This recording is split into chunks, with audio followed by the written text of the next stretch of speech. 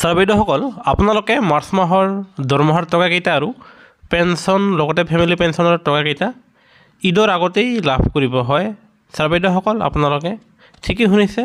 আৰু এই ক্ষেত্ৰত অসম চৰকাৰৰ অধীনৰ ফাইনেন্স আছাম দিছপুৰৰ ফালৰ পৰা এয়া চাব WT মেছেজ যোৱা 17 তাৰিখ 3 মাহ 2025 তাৰিখে প্ৰকাশ পাইছে। আৰু এয়া ফাইনেন্স আছাম দিছপুৰৰ পৰা ৰাজ্য চৰকাৰৰ অধীনৰ সকলো ট্ৰেজাৰী অফিচলৈ পঠোৱা হৈছে। আৰু এই WT মেছেজত কোৱা হৈছে যে চলিত যি বিত্তীয় বৰ্ষৰ শেষত কৰ্মচাৰী আৰু পেঞ্চনাৰসকলৰ দৰমহাৰ বিলসমূহ জমা দিয়াৰ লগতে অন্যান্য কামসমূহ থকাৰ কাৰণে ট্ৰেজাৰীত বহুতো কামৰ হেঁচা কামৰ বজাৰ সৃষ্টি হয়।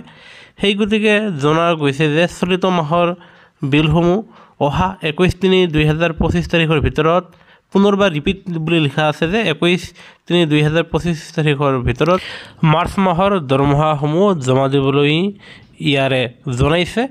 আৰু যিটো সকলো বিভাগবোৰলৈ অল হেড অফ ডিপাৰ্টমেণ্টলৈ এই নটিচটো পঠোৱা হৈছে।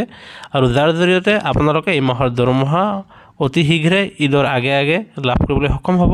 গুৰুত্বপূৰ্ণ ভিডিঅ'ত নিশ্চয় এটা লাইক দি আপোনালোকৰ বন্ধুবৰ্গক এই ভিডিঅ'টো শ্বেয়াৰ কৰিব আৰু কৰ্মচাৰীৰ প্ৰতিটো শেহতীয়া খবৰৰ বাবে আমাৰ চেনেলটো ছাবস্ক্ৰাইব কৰিবলৈ নাপাহৰিব।